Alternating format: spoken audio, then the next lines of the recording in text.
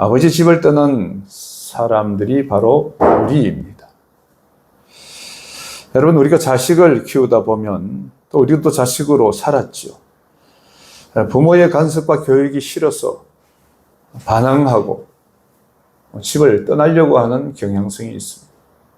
그래서 때때로 어떤 가정들에는 자녀들이 집을 나가고 떠나고, 그래서 부모의 그 안타까움을 경험한 경우가 있습니다. 그런데 하나님 아버지 집안에서도 하나님의 자녀들은 하나님의 품이 싫다 하며, 지겹다고 하며, 마음에 안 든다고 하며 떠나가려고 하는 자녀들이 많이 있다는 것입니다. 하나님 안에서 사는 것이 불편하고, 하나님 없이 이 세상에서 내 마음대로 하고 싶은 대로 살고 싶은 이 인간들의 속성이 여기서 나타나고 있는 것입니다. 그래서 그 하나님을 거역하고 하나님을 떠난 사람들, 이 세상에 있는 모든 사람들입니다. 자기 자신의 뜻과 생각과 자신의 주장이 옳다고 생각하며 집을 떠나간 이 둘째 아들이 바로 우리라는 것입니다.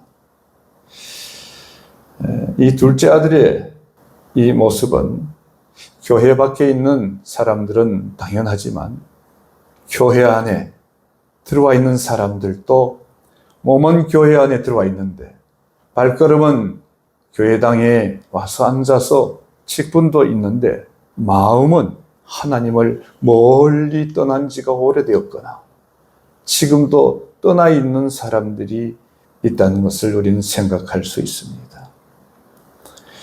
교회 밖에 있는 사람들도 하나님 아버지 집을 떠나서 살아가고 있고, 교회 안에 들어와 있는 사람들 중에서도 다는 아니지만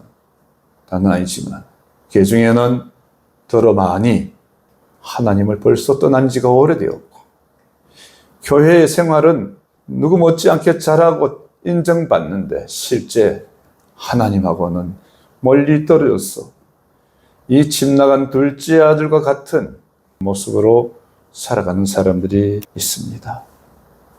여러분은 어떻습니까? 하나님의 집 안에서 살아가고 있나요? 하나님의 집 밖에 도망쳐서 떠나 있나요? 아니, 하나님 안에서 살고 싶습니까? 하나님을 떠나서 자유롭게 살고 싶습니까? 여러분, 하나님 품으로 돌아와서 하나님 품 안에서 온전히 하나님을 의지하며 살아가지 않는다면 그는 집을 떠난 이 둘째 아들 탕자와 같습니다. 어떤 사람은 양쪽 다리, 양다리를 걸쳐 있는 사람도 있습니다. 가장 안 좋은 사람입니다. 왜? 양다리 걸친 사람은요, 완전히 돌아오는 것이 어렵습니다. 경우에 따라서 여기, 경우에 따라서는 여기, 이렇게 하는 어쩌면 기회주의자 같은 모습으로 하나님을 믿는다고 하는데 하나님은 결코 속지 않고요, 하나님의 사랑을 온전히 받지 못한다는 것을 알 수가 있습니다. 여러분, 심각하게 생각해 볼 수 있기를 바랍니다. 둘째입니다. 아버지께로 돌아가라며 아버지께 돌아가리라고 회개하며 돌이켰습니다.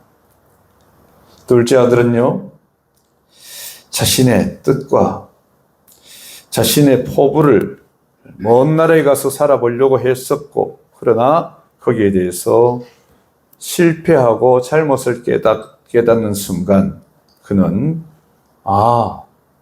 이 잘못됐구나, 내 아버지 집에서 사는 것이 더 옳구나라는 생각을 그는 하게 되었고, 그 생각을 하고 그냥 또 자기 뜻대로 그 자리에 있는 것이 아니라 그는 생각함과 동시에 즉시로 행동으로 발걸음을 옮겨서 아버지에게로 돌아갔습니다. 여러분, 그렇습니다. 오늘 우리도 하나님 아버지를 떠나 있는 사람인데요, 둘째 아들처럼 나름대로 똑똑하고 나름대로 주장이 있고 논리가 있고 또 어떤 측면에서는 내가 하나님을 믿는다고 하지만 사실은 하나님을 믿으며 사는 것이 아니라 나를 믿으며 내 힘을 믿으며 내 경륜과 내 지식과 나의 어떤 것을 믿고 의지하며 살아가고 있습니다. 이런 사람은 교회 안에 있지만 멀리 하나님을 떠나 있는 하나님과 분리된 사람이라고 할 수 있습니다. 여러분, 하나님을 떠나 집을 떠난 당자는요, 돈을 붙잡고 돈의 능력을 의지하며 자기의 소유의 능력을 의지하며 살아가는데 그것이 대단히 크고 옳고 좋은 삶이라고 생각합니다. 그러나 하나님을 떠난 사람의 인생은 헛된 인생입니다. 둘째 아들은 이 자신의 소유물이 자신을 행복하게 해줄 줄 알았습니다. 여러분, 책이 있습니다. 에릭 프롬이라는 사람이 쓴 소유냐 존재냐라는 유명한 책이 있습니다. 여러분, 이 책은요, 사람들이 너무나 소유 중심의 삶을 살아간다는 것입니다. 소유, 재물을 소유, 돈 소유, 그 다음에 권력을 소유, 지식을 소유, 사람을 소유, 전부 자기 것으로 만들고 자기가 많이 소유하고 있으면 그것은 성공이라 생각하거나 그것이 행복이라고 생각하며 그것을 추구하며 살아가는 것을 소유형이라고 합니다. 그러나 존재형 인간이 있습니다. 그것은 소유가 필요하지만 소유에 자기의 모든 가치를 두지 않습니다. 자기 자신 스스로의 존재, 스스로 존재의 가치를 둡니다. 내가 어떤 존재냐야 하는 것에 대해 더 큰 의미와 가치를 두는 형입니다. 내가 하나님의 자녀로, 하나님의 백성으로서의 존재, 이것이 대단히 큰 가치가 있는 것이죠. 근데 집을 떠난 탕자들은요, 자기 자신이 하나님에게 속해 있는, 즉 하나님 편에서는 하나님이 우리를 소유하시는 것이죠. 내가 하나님에게 소유되는 것에 대해서 결코 만족하지 않습니다. 자신이 세상의 재물과 눈에 보이는 것들을 많이 소유하는 것, 이것이 더 큰 가치로 여기며 그것에 인생의 목적을 두고 살아가는 사람들, 소유형 인간입니다. 여러분은 어떤 형입니까? 어떤 형으로 살아가는 것이 참된 가치 있는 인생이며 또한 그리스도인다운 삶이라고 할 수 있겠습니까? 여러분, 오늘 집 나간 둘째 아들은 몇 년 그 돈을 가지고 잘 살았는지 모르겠는데요. 성경은 얼마 못 가서 그는 모든 돈이 다 떨어졌다고 했습니다. 설상가상으로 그 나라에 흉년이 들었다고 했습니다. 개인적으로 돈이 다 떨어졌는데, 소유가 다 없어졌는데 또 나라에도 흉년이 들었습니다. 그러므로 내외적으로 굉장히 어려운 상황을 겪게 되었을 때 이 둘째 아들은 어느 집에 붙여서 사는데 사람을 돼지 치는 곳으로 보냈습니다. 그 주인이. 돼지 치는 곳에 가서 일을 하는데 배가 고파서 돼지가 먹는 쥐염 열매를 먹고 싶은데, 그것이라도 먹고 지내고 싶은데 그것을 주지 않았다고 했어요. 쥐염 열매 제가 여러 번 보여드렸지요. 제가 성지순례 가서 받아온 우리나라의 아카시아 나무 열매같이 생겼는데요. 약간 콩같이, 우리 긴 콩이 있죠. 이게 바짝 마른 형태의, 그것을 돼지가 먹는데 약간 달짝지근합니다. 사람이 먹어도 된다는 얘기죠. 그러나 사람이 먹을 것이 아니고 짐승이 먹는 소풀, 소죽과 같은 것인데 그것이라도 먹었으면 좋겠는데 그것도 먹을 수 없는 상황이 되었다 하는 것은, 하나님을 떠난 인간은 진짜로 먹어야 될 것, 진짜로 만족해야 될 것을 잃어버리고 비참하게 된다는 것입니다. 요한복음 6장에서 예수님께서는 너희가 떡으로만 살 것이 아니요 하나님의 입으로 나오는 말씀으로 살 것이니라고 말씀하셨습니다. 여러분, 왜 그러냐 하면요, 저는 어제 저녁에도 가서 제 기장역에서 1시간 정도 이렇게 전도를 하였습니다. 저는 제가 이 전도하는 게 참 큰 축복이에요. 제가 전하면서 깨닫게 되는 것이 있어요. 왜 우리는 죄인인가? 지난주에도 말씀드렸죠. 왜 우리를 죄인으로 자꾸 만드는가, 취급하는가? 내가 무슨 그런 큰 죄를 지었다고 내가 지옥을 가야 되는가? 왜 불타는 지옥에, 왜 불못에 들어가야 되는가? 아니, 그건 좀 사기 같다. 여러분, 그렇지 않습니다. 여러분, 우리는 이 세상에서도 대통령도 감옥에 들어가 있습니다. 장관도 들어가 있습니다. 죄는요, 죄에 대한 벌이 있는데 가장 큰 죄는 무엇인가 하면 자기를 낳아준 근본을 무시하고 자기 부모를 무시하며 자기 부모를 거절하며 욕하며 살아가는 것이 가장 큰 죄라고 할 수 있을 것입니다. 이처럼 우리 인간을 창조하시고 우주를 창조하셔서 우리 인간에게 이 온 우주와 이 지구에 있는 모든 생명체들을 우리 인간에게 다 공급하여 주고 계시는 그 하나님 자체를 부인하고 거절하는 것은요, 그 어떤 죄보다 큰 죄라고 할 수 있습니다. 우리는 인간들끼리 사람들 안에서 남에게 거짓말하고 사기치고 죽이고 불륜을 행하고 간음을 하고 이런 것이 큰 죄라고 생각하는 건 우리 인간 사회에서는 맞아요. 그런데 더 근본적인 차원에서 창조주 하나님, 우리 사람을 만드시고 생명을 만드시고 이 운행을 해 가시는 세계와 온 지구와 이 은하계를 운행해 가시는 그 하나님의 입장에서는요, 자기가 창조하여 만든 그 존재가 자기를 부인하고 자기를 부정하고 하나님 자체를 부정하고 살아가는 것은요, 죄 중에 큰 죄일 수밖에 없습니다. 그러나 하나님께서는 그것으로 우리를 벌 주는 것이 아니라 용서하고 돌이킬 수 있는 방법을, 길을 열어주셨습니다. 그것이 무엇입니까? 아들, 독생자, 예수를 이 땅에 보내고 십자가에 그를 제물로 희생시키고 그를 붙잡고 그를 밟고 예수를 밟고 나에게로 오너라. 그러면 너의 죄가 다 용서된다. 용서해 주겠다라는 것이 하나님의 사랑의 손길입니다. 근데 그것마저도 거절하며 에이, 뭘 자꾸 말을 꾸며내고 그럴까? 이렇게 생각하며 그래도 나는 내가 최고야. 내가 얼마나 똑똑한데, 내가 어떻게 살아왔는데, 내가 이런 경험 저런 경험도 있고, 그래도 인간의 능력이 대단하지. 태양이 어떤 건지, 지구가 어떻게 생겼고 어떻게 돌아가는지 인간이 다 밝혔잖아.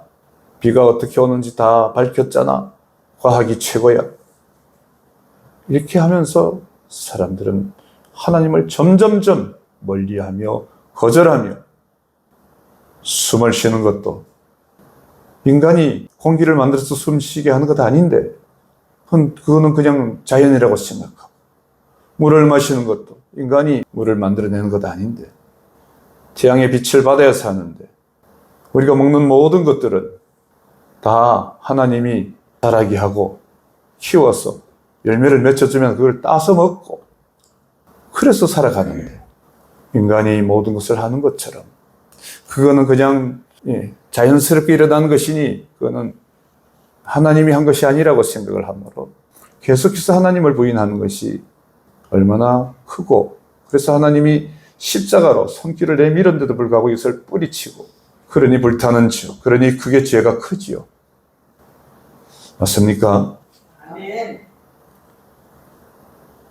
여러분, 하나님을 떠나 사는 것에 대해서 예수님께서 비유를 들어서 잘 설명하고 있습니다. 집을 떠나서 돈을 많이 가지고 가서 아버지하고 가까운 곳에 이웃에 가는 게 아니라 먼 나라 하나님하고 멀리 떨어져서 나는 이제 하나님하고 상관없이 내 돈이 이만큼 많은데, 재물이 이만큼 많은데, 내가 많이 배웠고 박사학위요, 석사학위 다 있는데 뭐 하나님이야? 그게 비참한 거예요. 뭘 의지해요? 돈과 지식과 자기 의를 의지하는 거예요. 그런데 은혜가 있습니다.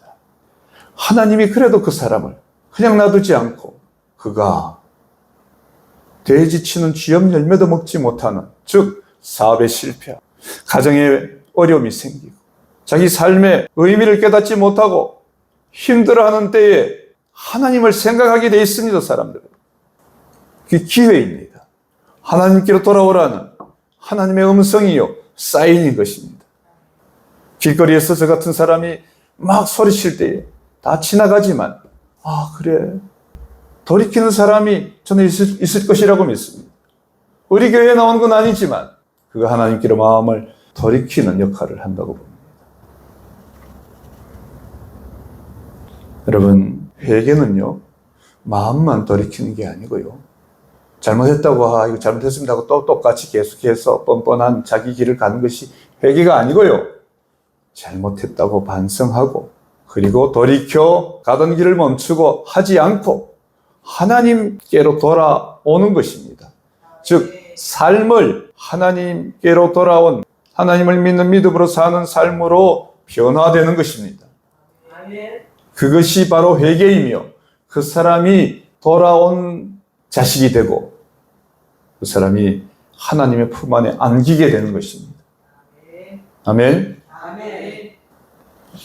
여러분, 그 중에 중요한 것 한 사인이 하나님께로 발걸음을 돌이키는 것이 중요한 것 중에 하나가 교회로 오는 것입니다.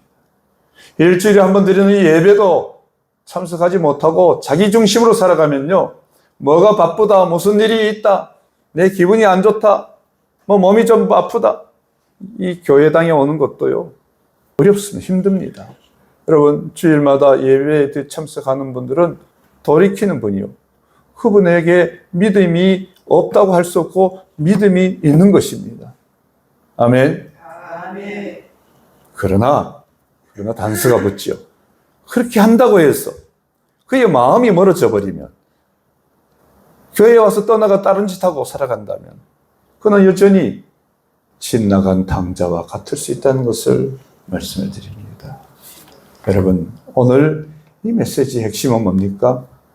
하나님 아버지께로 돌아오라. 떠나 있느냐? 교회 안에 있든 교회 밖에 있든 교회 생활을 얼마나 했든 내가 기독교를 아니 모르니 이것이 중요한 것이 아니라, 나를 사랑하시사 온 우주를 창조하시고 이 세상에 생명으로 주신 그 하나님께서 나의 죄를 해결하기 위해서 예수님까지 이 세상에 보내서 십자가에 죽게 하신 그 하나님께서 나를 지금도 부르고 계시고 돌아오기를 기다리고 있다는 것을 여러분 알아야 할 것입니다. 찬송가 525장에 보면은 돌아와 돌아와 맘이 고난이요 길이 참 어둡고 매우 험악하니 집을 나간 자여 어서와 돌아와. 여러분, 집을 나간 자여 돌아오라는 것입니다. 해가 질 때까지 기다리고 계신 우리 아버지께 돌아오라는 것입니다. 환난 있는 곳과 죄가 있는 곳과 미혹이 있는 곳에서 돌아오라는 것입니다. 돌아오면은 모든 것이 풍성한 아버지 집으로 돌아오는 것, 아버지 집은 풍성하다는 것입니다. 여러분, 우리 하나님께 돌아갑시다. 아멘. 하나님을 떠난 사람들이 아무리 잘 살아도 그 사람은 불행한 사람입니다. 하나님께 돌아오지 않으면 많이 배우고 아무리 똑똑하고 세상에서 인정받아도 그 사람은 어리석은 사람입니다. 가진 것이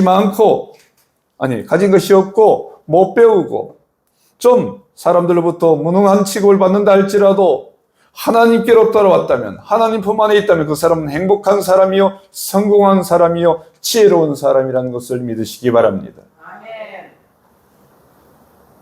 하나님께 돌아가는 기회는 지금이지 나중에가 아닙니다.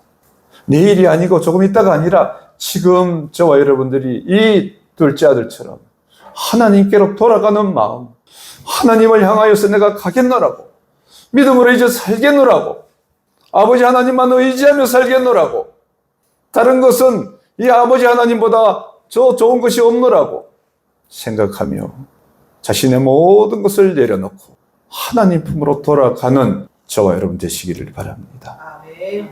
결심하시기 바랍니다. 아멘. 존 뉴턴이라는 사람, 찬송가 나 같은 죄인 살리신 어메이징 그레이스를 작시한 사람입니다. 1748년 5월 10일 이 존 뉴턴은 저 대서양 아프리카 무역항에서 영국으로 돌아오는 배 안에서 폭풍우를 만납니다. 폭풍우를 만나서 죽음을 눈앞에 두고 있습니다. 너무나 거센 폭풍우 앞에서. 그래서 이 사람이 그때 선장인데 하나님께 부르짖고 기도하게 됩니다. 회개했습니다. 내가 잘못했습니다. 잘못 살았습니다. 내가 하나님을 조롱하며 살았습니다. 내가 이제 이 삶에서 벗어나려고 합니다. 그렇게 하면서 그가 하나님 앞에 회개하면서 이제 하나님께로 돌아갑니다. 회개하고 그는 나중에 그 항해를 끝내고 돌아와서 하나님 중심의 삶을 살아게 됩니다. 독학으로 신학을 공부하고 목회자가 됩니다. 그리고 나중에 노예 폐지 운동에 주도한 역할을 감당하고 윌리엄 월퍼보스라고 하는 사람의 멘토가 되기도 합니다. 여러분, 이처럼 돌아오는 것은요, 여러 형태입니다. 이런 극적인 돌아옴도 있지만요, 우리 마음속에, 우리 삶 속에 다 하나님께 돌아가는 것은요, 극단적입니다, 사실은. 에이, 그래도 이거는, 그래도 내 성질은 좀 놔두고, 그래도 내 쓸 것 좀 놔두고, 이런 것이 아니라 모든 것을 다 내려놓고 하나님 한 분만으로 다 된다. 이것이 최고다. 여러분, 세상 만사 살피니 참헛되고나 부귀공명 장수는 무엇하리요. 거대 강실 높은 집 먼저 녹답도 인생 한 번 죽으면 일장의 춘몽 토지마나 무엇대 나 죽은 후에 삼척강중 일장지 넉넉하오며 의복마나 무엇대 나 떠난 후에 수의 한 벌 관한 게 족하지 않나. 여러분, 이 노래처럼 그렇습니다. 여러분, 제가 너무 이것을 세상에 있는 것을 이렇게 낮춰서 얘기하는 것 같지만 이게 성경의 원리이며 복음의 원리입니다. 여러분, 하나님께로 돌아오면요, 그 하나님 안에 풍성함이 있습니다. 아멘. 세 번째입니다. 돌아온 아들을 기뻐하시며 잔치를 벌이는 아버지입니다. 둘째 아들이 이제 집으로 갑니다. 내가 돌이켰어. 내가 이제 아버지 집에 가서는 아들 자격이 없으니까 아들이라고 하지 않고 품꾼으로 하나 써주소서. 그냥 품꾼으로만 써주소서. 이렇게 말하리라고 작정을 하고 아버지 집으로 갑니다. 그런데 희한하게 아버지는 저 멀리서 오는 아들을 알아봅니다. 언제 올지도 몰랐는데 매일 기다렸는지 어떻게 해서 저기서 멀리서 집에 가까이 오지도 않았는데 멀리서 아들이라는 걸 알아보고 아버지가 달려가서 그를 끌어안고 입을 맞추며 눈물을 흘리며. 여러분, 이것이 아버지, 이것이 하나님이십니다. 아들이 이렇게 말합니다. 아버지, 내가 하늘과 아버지께 죄를 지었사오니, 21절에요. 아버지, 내가 하늘과 아버지께 죄를 지었사오니 지금부터는 아버지 아들이라 일컬음을 감당하지 못하겠나이다. 이렇게 말합니다. 그렇잖아요. 너무나 우리가 회개라는 건 이거예요.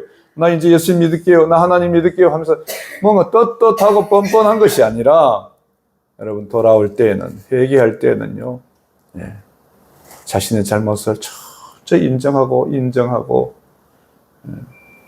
내가 하나님의 자녀가 될 자격이 없습니다 하는 그런 마음으로 여러분 하나님께로 돌아가야 될 줄로 믿습니다.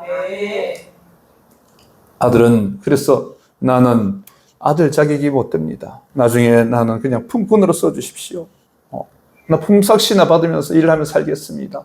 그런데 아버지는 종들에게 말합니다. 제일 좋은 옷을 내어다가 입히고 손에 가락지를 끼우고 발에 신을 신기라. 여기 제일 좋은 좋은 옷을 입힌다는 것은 새롭게 됐다는 것을 상징하는 것입니다. 너가 지금까지 살아왔던 삶에 이제 새로운 삶을 살아 새롭게 되었다라고 인정해 주는 것이죠. 하나님께서도 회개하고 돌아올 때에 의의 옷을 입혀 주신다고 했습니다. 여러분 하나님 나라에 들어가서 잔치를 할 때 세마포 흰 옷을 입는다고 하였습니다. 옷은 중요합니다. 그 사람의 상태와 신분을 나타내는 것인데 이 아버지가 옷을 새 옷으로 제일 좋은 옷으로 갈아입힙니다. 갈라디아서 4장 27절에 누구든지 그리스도와 합하기 위하여 세례를 받는 자는 그리스도로 옷 입었느니라. 그 다음에 반지 가락지를 끼웁니다. 이것은 다시 아들의 권리와 권세를 준다, 회복했다 하는 의미입니다. 신발을 갈아 신겼습니다. 당시 노예는 맨발로 다녔습니다. 그러나 아들인 사람들을 종이나 노예가 아닌 사람은 신을 신고 다녔습니다. 여러분 그러니까 아들이 품꾼으로 그냥 종으로 살겠습니다 했는데 그게 아니다 하면서 그는 그 아들을 뭐라고 책망하거나 질책하지 않고 바로 신을 신겨주셨습니다. 이 신분의 의미도 있지만 이 종이 아니고 노예가 아니고 어디 얽매인 것이 아니라 네가 자유롭게 살 수 있다고 하는 그런 의미의 신발을 신겨주신 것입니다. 그러므로 여러분 전체적으로 이 아버지는 아들을 왜 돈을 어디다가 어떻게 썼느냐 어디 살다가 왔냐 이렇게 묻고 따지지 않았습니다. 책망하지 않았습니다. 그냥 사랑하고 그냥 그 자신이 죄책감에 있는 것을 그대로 받아들이는 것이 아니라 다 새롭게 해주시고 아들의 신분을 확실하게 너는 내 자식이라고 그렇게 해주신 것입니다. 온전한 신분의 회복과 새롭게 시작할 수 있는 그러한 것을 만들어 주셨습니다. 그리고 23절에 보니까 살찐 송아지를 끌어다가 잡으라. 우리가 먹고 즐기자. 여러분 하나님께 돌아온다는 단순히 벌을 면제받는 수준의 정도가 아니고요.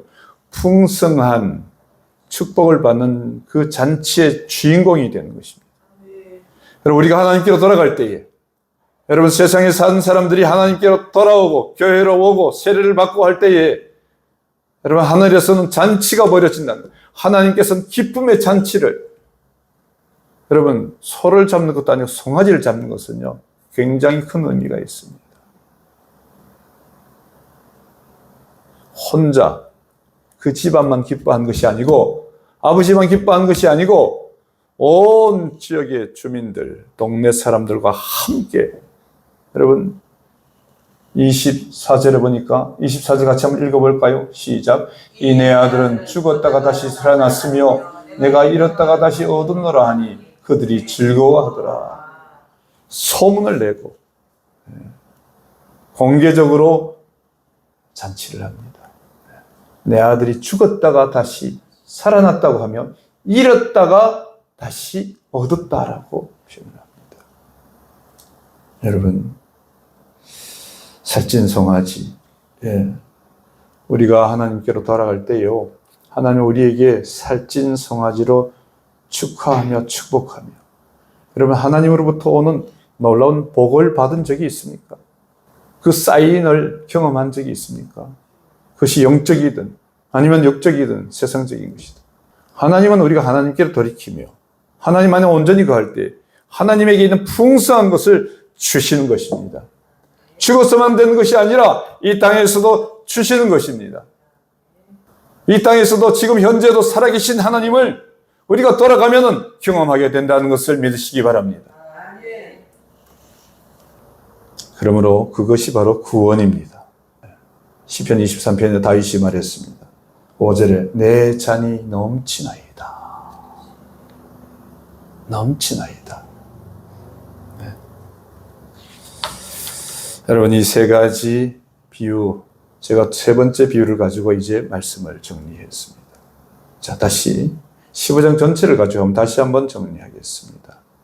첫 번째 비유는 7절까지입니다. 3절부터 7절까지인데 이것은 양 100마리가 있었는데 중에 한 마리를 잃으면 그 99마리를 들에 두고 한 마리를 찾고 찾아다니지 아니하겠느냐 이렇게 말씀합니다. 찾고 찾는다는 것에 의미가 있습니다. 잃어버린 한 사람, 잃어버렸다는 건 뭐예요? 하나님 품을 떠난 사람을 말합니다. 자기 스스로 떠난 거예요. 근데 하나님은 뭐예요? 잘 가라 하고 또 좀 찾다가 마는 것이 아니라 찾고 찾는다는 것입니다. 여러분, 우리는 하나님을 떠나 있다면 하나님 지금도 우리를 찾고 찾아 헤매고 계신다는 것을 생각할 수 있기를 바랍니다. 그리고 찾았습니다.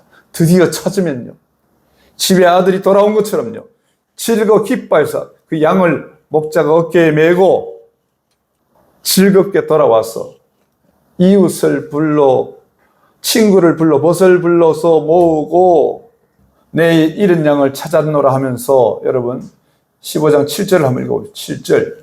7절 시작. 내가 너희에게 이르노니 이와 같이 죄인 한 사람이 회개하면 하늘에서는 회개할 것 없는 의인 99으로 말미암아 기뻐하는 것보다 더하리라. 아멘. 이와 같이 양이 돌아오면이 아니라 죄인 한 사람이 돌아오면, 양을 설명하다가 이와 같이 죄인이 한 사람이 회개하여 돌아오는 것을 이런 양이 찾아진 것으로 비유하여 설명했다는 것입니다. 돌아오면 하늘에서 너무나 기뻐한다. 99마리 보다가 한 마리 잃은 양을 찾은, 잃은 사람을 찾고 그 사람이 회개에 돌아온 것을 더 좋아한다. 그만큼 기쁨을 크게 여긴다는 것으로 말씀하고 있는 것입니다. 두 번째 비유는 드라크마 비유입니다. 8절부터 10절인데요. 어떤 여인이 드라크마가 있는데, 10드라크마가 있는데, 이 드라크마는 돈이에요. 돈인데 당시의 풍습을 보면요, 여인이 결혼할 때에 이 드라크마 동전 10개를 이렇게 엮어서 이것을 머리에 뭘 합니까? 이거 뭐 하여튼 결혼할 때 그걸 장식으로 해서 남자에게 선물을 받든지 그렇게 합니다. 그리고 그것을 또한 신분으로 나타냅니다. 결혼 서약과 같고 신분의 상징이라고 볼 수 있는, 여성에게는 굉장히 귀중하고 소중한 보물과 같은 그런 것인데요. 10개가 다 있어야 되는데 그 중에 하나가 어떻게 잃어버렸어. 하나가 빠져버렸어. 그러니까 온전하지 못한 거거든요. 마치 양이 100마리가 있는데 한 마리 잃어버린 건, 이 100마리는 완전한 수를 말하는 거예요. 이 10개도, 10개의 데나리온도요, 데나리온입니까? 드라크마죠. 이 10개의 드라크마도 완전한 것을 얘기합니다. 그래서 하나가 빠져버리면은 이게 의미가 없어지는 거예요. 9개만 가지고는. 그래서 이 여인이 자기가 결혼할 때 받은 것인데 이거 한 개 잃어버렸으니까 어디서 빠졌나 싶어가지고 그걸 찾고 찾지 않겠느냐. 그렇지 않겠어요? 이 쓸고 부지런히 쓸어내면서, 방에 있는 것을 못 쓸면서, 길가에 떨어진 것을 쓸면서, 어디에 있는가 동전이 잘 안 보이잖아요. 쓸면서 등불을 켜고 계속 찾지 않겠느냐 라고 말씀하시는 것은 뭐예요? 한 사람, 죄인으로 돌아오지 않고 회개하지 않는 사람이 있는 것을 계속해서 한 사람이라도 찾고 찾아서, 여러분 수백억, 수천억의 인간들이 있는데 한 사람이라도 하나님이 사랑하는 자를 잃어버렸다면 계속 찾고 찾는다는 것입니다. 왜 찾을까요? 왜 찾고 찾을까요? 드라크마는 돈으로 얘기하는 것은 그만큼 가치가 있다는 것입니다. 나의 한 사람, 이 무지랭이 같은 내 같은 존재가 무슨 이 세상에서 내가 사람 취급도 못 받는데 뭐 하나님이 나를 갖다 그렇게 귀하게 여길고 아닙니다. 그래서 성경을 봐야 됩니다. 그만큼 하나님에게 가치가 있는 존재이기 때문에 반드시 찾아야 된다는 생각으로 계속 찾고 쓸고 찾고 등불을 켜고 찾고 그렇게 해서 어떻게 해요? 반드시 찾아낸다는 것입니다. 찾아낸 즉 어떻게 합니까? 9절에 보니까 읽어봅니다. 시작. 찾아낸 즉 벗과 이웃을 불러 모으고 말하되 나와 함께 즐기자 이런 드라크마를 찾아내었노라 하리라. 10절 내가 너에게 이르노니 이와 같이 죄인 한 사람이 회개하면 하나님의 사자들 앞에 기쁨이 되느니라. 아멘. 자, 드라크마 하나를 찾으면 막 이웃의 사람이 불려가서 내가 잃어버린 데 찾았다고, 내가 오늘 한턱 내겠다고. 뭐 우리도 삼성에서 그러잖아요. 지갑을 저도 잃어본 적이 있고요. 저도 뭐 돈 잃어버린 적이 있는데 어디 놔뒀는지 몰라가지고 온 데를 다 찾고 차 다시방 뒤지고요. 뭐 가방 뒤지고 옷 다 옛날 옷 다 뒤집고 그러다가 어느 날 하나 떡 나타나면 얼마나 기분이 좋은지. 잃어버렸는데 100만 원 잃어버렸는데 찾았단 말이에요. 그러면 한턱 내는 거예요. 그만큼 귀한 것을 찾았다. 그런데 예수님이 뭐라 그래? 10절에서 내가 너에게 이르노니 이와 같이 죄인 한 사람이 회개하면, 이게 찾는 것이 죄인 한 사람이 회개하고 돌아오는 것을 여기서 설명하는 거예요. 하나님의 사자들 앞에 기쁨이 되느니라. 할렐루야. 아멘. 말씀을 정리합니다. 여러분, 우리는 하나님의 소유입니다. 아멘. 아멘. 뭐 따라 해볼까요? 나는 하나님의 소유다. 하나님의 소유다. 하나님이 귀중하고 소중하게 여기는 소유다. 하나님이 귀중하고 소중하게 여기는 소유다. 네, 그렇습니다. 귀중하고 소중하고 가치 있게 여기는, 사랑하는 나라는, 내가 하나님 앞에 어떻게 귀중한 존재이며 가치 있는 존재이며 사랑받는 존재라는 것을 여러분 오늘 확신할 수 있기를 바랍니다. 아멘. 그래서 우리는요, 하나님 안에 머물러 있을 때 가장 행복한 것입니다. 하나님은 우리를 하나님의 소유 안에 들어오게 하십니다. 지금도 여전히 노력 중에 있습니다. 우리가 돌아오긴 돌아왔는데 완전히 돌아오지 못한 사람이 있습니다. 발자국만 살짝 옮겨놓고요. 여전히 이쪽에 세상의 것을 붙잡고 있는 사람, 완전히 돌아올 때에 하나님이 기뻐하고 기뻐하십니다. 할렐루야. 아멘. 세상의 재물과 지식의 소유가 되고 사탄의 소유가 되어서 살지 말고 하나님의 소유가 되어서 하나님으로부터 오는 풍성함과 하나님이 주신 그 영생함을 누릴 수 있기를 바랍니다. 아멘. 결론입니다. 나를 찾으신 하나님 앞으로 완전하게 진정성 있게 돌아갑시다.